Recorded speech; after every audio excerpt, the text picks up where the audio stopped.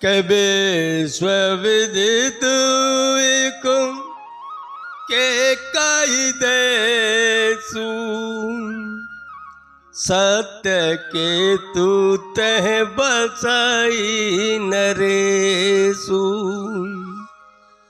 का एक विश्व विदित नाम का एक कई देश है जो विश्व में विदित है। पूरे विश्व का एक राजधानी कह सकते हो आप।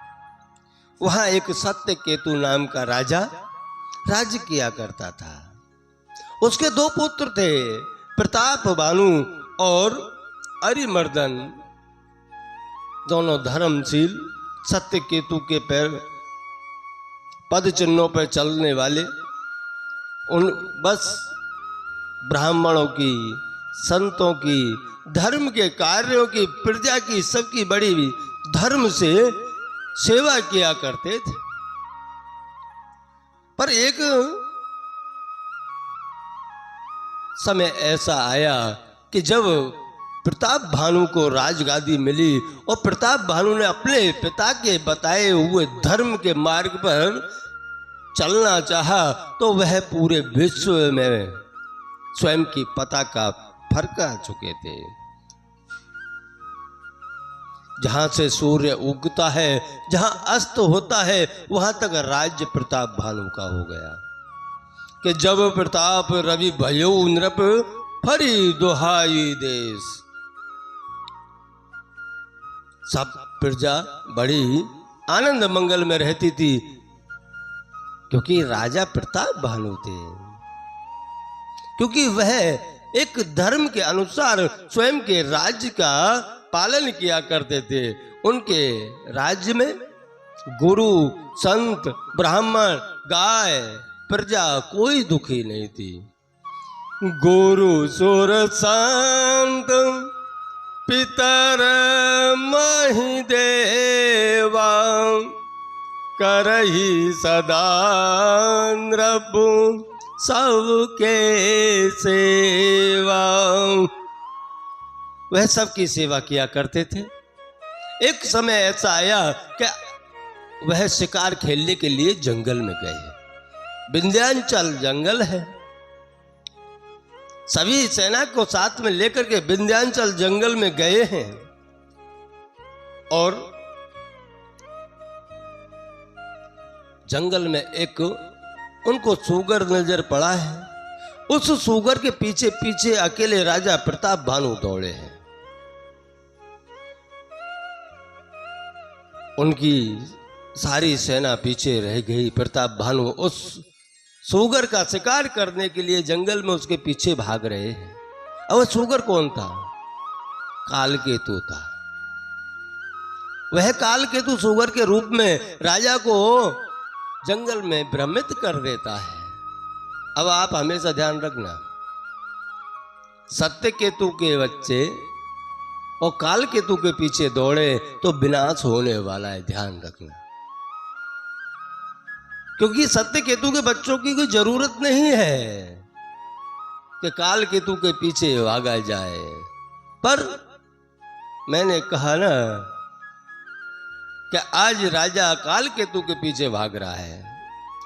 वैसे भी आप देखना चाहो ना तो असंख्य ऐसे उदाहरण मिल जाएंगे कि सत्य के मार्ग पर चलने वाले के बालों के पुत्र 2-4 ही होंगे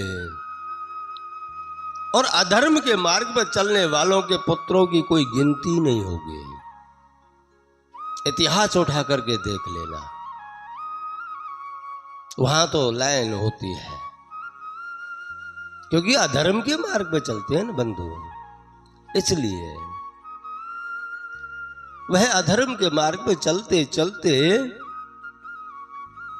अपने साथ में प्रजा को भी बहुत परेशान करते हैं बंधु।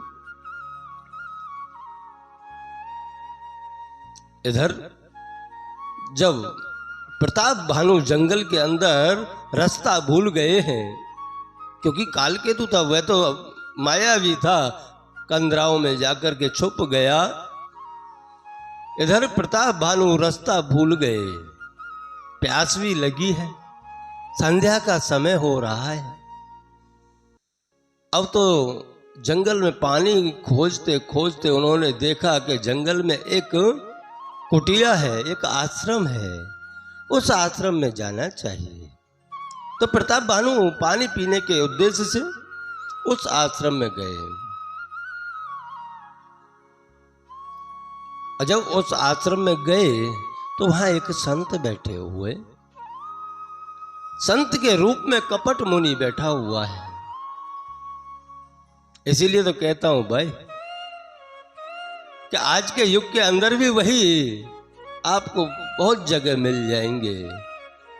अब इधर जब प्रताप भानु आया, संत को देख के प्रणाम किया है और उस कपट मुनि ने राजा प्रताप भानु को पहचान लिया है कि यह तो प्रताप भानु है। आज जंगल में कैसे आया है? पर प्रताप भानु उस कपटी को पहचान ना सका। वह कपटी कौन था पता है? वह एक राजा था जिसका राज्य प्रताप भानु ने छीन लिया था। उधर वह कालकेतु का भी ऐसा ही था। कालकेतु का भी राज्य प्रताप भानु ने छीन लिया, उसके सारे पुत्रों को मार दिया। अब वह कपट मुनि राजा को पहचान गया और राजा से कहा, आप कहां से आए हो, कौन हो? राजा ने कहा कि महाराज मैं प्रताप भानु का मंत्री धर्मरुचि हूं और यहां जंगल में शिकार खेलने आया था। शिकार खेलते खेलते जंगल में रास्ता भटक गया, प्यास लगी है। तब उस कपट मुनि के रूप में उस राजा ने खाली इतना कहा कि चक्रवर्ती के लक्षण तोरे देखत दया लाग आद मोरे। के तुम झूठ मत बोलो, आपके लक्षण मुझे चक्रवर्ती के लग रहे हैं। आप धर्मरुचि नहीं हो, आप तो स्वयं राजा हो, प्रताप भानु हो, इसलिए आपके ऊपर मुझे बहुत दया आ रही है। अब इतनी बात हुई ना कि उन्होंने संत ने पहचानने का बहाना एक नाटक किया है और राजा उस नाटक में फंस गया है। उसको लगा कि ये तो संत बहुत ऊंचे हैं, ये तो सब जानते हैं मेरे बारे में, इसलिए इनसे तो अब क्या छुपाया जाए। कि प्रभु जानत सब बिनहि जनाए, कह जु कवन सिद्धि लोक सिधाए। इधर राजा ने कह रहा है कि प्रभु आप तो सब बिना जनाए सब जानते हो, मैं सत्य में ही प्रताप भानु राजा हूं, अब आपसे क्या छुपाना। इतना कहकर के फिर तो कपट मुनि ने स्वयं का जाल फेंकना चालू किया है। इधर प्रताप भानु ने पूछा कि महाराज आप यहां कब से हो और यहां कितने वर्षों से तपस्या कर रहे हो और आपका नाम क्या है? अब फेंकने वाले कितनी तगड़ी तगड़ी फेंकते हैं, आप विचार कीजिए। उस कपट मुनि ने कहा कि जब इस सृष्टि की रचना हुई और सर्वप्रथम जब यह सृष्टि के ऊपर जीव आया तब मेरी भी रचना हुई। मैं भी तभी से हूं जब से यह सृष्टि है, इसलिए मेरा नाम एक तनु भाई, हमारा नाम एक तनु भाई। हम शरीर बदलते नहीं हैं, हम एक ही शरीर में रहने वाले हैं, इसलिए हम सब जानते हैं। पर आपके ऊपर मुझे थोड़ा प्रेम आ रहा है, कुछ मांगो, मेरे पास में देने के लिए बहुत कुछ है। अब आप विचार कीजिए। इधर कपट मुनि ने कहा कि मांगो, क्या मांगना है, मैं सब दे सकता हूं। पर राजा प्रताप भानु के पास में कमी क्या थी? चक्रवर्ती राजा तो था ही वो है, अनेकों पुत्र थे, राज्य भी अच्छा चल रहा था, फिर भी इंसान की एक लालसा, इंसान के अंदर रहा हुआ एक स्वार्थ जागृत हो जाता है।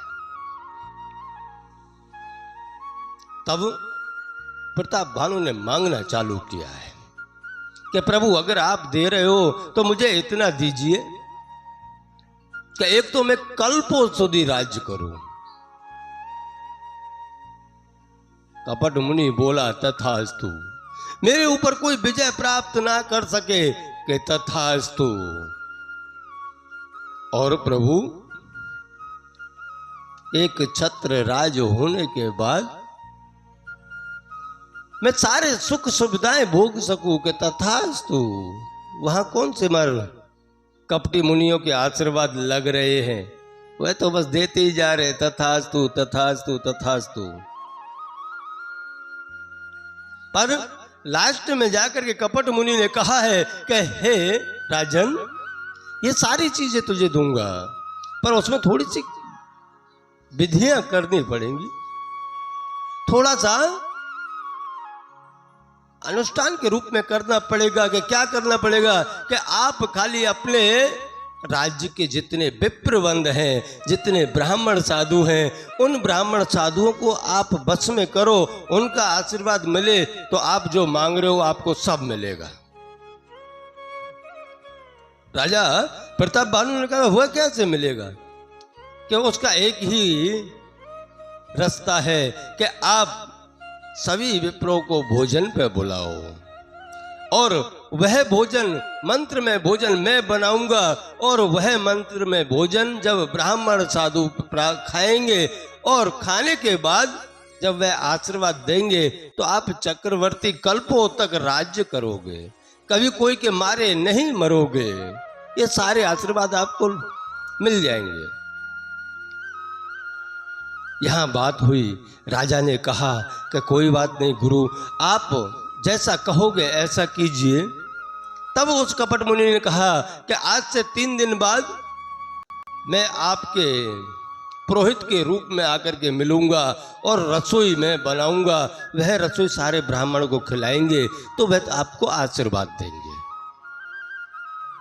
इतना कहकर के कहा कि राजन, अब ये जो बात तुम्हारी और मेरी हुई है ये किसी को बताना मत, ये तुम्हारे मन में ही रखना, और अब आप सो जाओ, मैं आपको मेरी योग माया से आपके राज्य में पहुंचा देता हूं। इतना कहा, राजा तो खुशी खुशी सो गया, क्योंकि थका हुआ तो था ही, नींद भी आ गई। अब नींद आने के बाद सो गया तो अर्धरात्रि जब बीती, आधी रात को जो काल केतु था, जो सूकर बन के राजा प्रताप भानु को भटका दिया था, वह कपट मुनि के यहाँ आया है, क्योंकि दोनों मित्र थे। एक 24 घंटे में जब तक ना मिले तब तक चैन ना आए, अब आधी रात को आया है। कपट मुनि से बात हुई है, कपट मुनि ने पूरी राम जो उन्होंने कहानी बनाई है वह सारी कहानी कपट मुनि ने काल केतु को सुना दिया कि ये राजा है, इसका अवनाश हमें करना है, क्योंकि तुम भी बिना राज्य के हो, मैं भी बिना राज्य का हूं, चलो अब मौका मिला है तो इस मौके को बना लेते हैं। मैंने राजा को कहा है और मैं जैसा कहूं काल केतु तुम ऐसा करते जाओ, अवश्य कुछ ही दिनों में राजा का विनाश हो जाएगा। इधर जब पूरी बात काल केतु को सुना दी तो काल केतु से कहा कि अब काल केतु राजा को तेरी योग माया से राजा के महल में पहुंचा दे, और राजा के पुरोहित को वहां से उठा करके यहां ले आ, और आज से 3 दिन के बाद में पुरोहित के रूप में तुम राजा से मिलना और वहां बेभत्स भोजन बनाना। ऐसा कह करके पूरी बात समझा दी। उस काल केतु ने राजा को ले जाकर के उसके राज्य महल में छोड़ दिया और राजमहल में छोड़ करके स्वयं उसके पुरोहित को ले आया और तीसरे दिन पुरोहित के रूप में काल केतु मिला है और मिलकर के राजा से कहा है कि ब्राह्मण को, साधुओं को बुलाओ। अब रसोई तैयार हो रही है। उस रसोई के अंदर उस काल केतु ने बगुला, भूसर आ सब डाला है और मांस मच्छी की रसोई बनावा में आई है। इधर रसोई तो बन गई, सभी ब्राह्मण पंगत लगा करके बैठे हैं, रसोई परोस भी दिया है। तभी आकाशवाणी हुई है के बे प्रबंध उठी ग्रह जाऊ, है बड़िहान जाने खाऊ। कहे विप्रो, हे महात्माओं, सब उठ उठ के अपने घर चले जाओ। कि क्यों? कारण के भयायु रसोई भूसर मासू, सब ध्वज उठे मान विश्वासु। जब आकाशवाणी ने कहा कि हे ब्राह्मणों, हे बंधुओं, तुम सब उठ उठ के अपने घर चले जाओ। कारण के आज जो रसोई है वह भूसर के मांस से बनाई गई है। आप अगर इस रसोई को पाओगे तो धर्म भ्रष्ट हो जाओगे, इसलिए आप अपने घर उठ उठ के चले जाओ। जब इन्होंने सुना कि हमारा धर्म भ्रष्ट होने वाला था तो ब्राह्मणों ने क्रोध में आकर के प्रताप भानु को श्राप दिया है। अरे हमारा धर्म भ्रष्ट करने जा रहा था, जा तू आज से राक्षस हो जा, तेरे कुल के अंदर कोई नाम लेने वाला ना बचे, पूरा कुल राक्षस हो जा तुम जा करके। ऐसा श्राप दिया। तब आकाशवाणी फिर से हुई के बे प्रभु श्राप विचार न दीना, नहीं अपराध भूप का झुकीना। कहे विप्रो, मैंने आपको घर जाने के लिए कहा था, आपने श्राप विचार करके नहीं दिया है, क्योंकि श्राप दिया तो विचार करके देना चाहिए। मैंने श्राप देने के लिए नहीं कहा। जब ये सारी बातें हो गई तो प्रताप भानु सभी ब्राह्मणों के पैरों में पड़ गए और क्षमा याचना करते हुए पूरी जो कथा थी वह सब सुना दी। पर विप्रों ने कहा, अब तो हमने श्राप दे दिया है, इसका कोई दूसरा रास्ता नहीं है। फिर भी हम इतना बदल सकते हैं कि आप इतने बड़े प्रतापी राक्षस बनोगे कि एक समय भगवान स्वयं हरि अवतार लेकर के आपका उद्धार करने के लिए आएंगे। वहीं यह पांचवा कारण कह करके महादेव जी माता पार्वती जी को कह रहे हैं कि 1 वर्ष के अंदर प्रताप भानु का पूरा कुल का नाश हो गया और उनके अवतार लेने का कारण भी 5वां यही बना है। देवी, जो प्रताप भानु था वह रावण बना है और जो उसका भाई अरिमर्दन था वह कुंभकर्ण बना है और जो धर्म रुचि नाम का जो मंत्री था वह दूसरी माँ की कोख से विभीषण बना है। अब हे देवी, मैं आपको 5 कारण बताने के बाद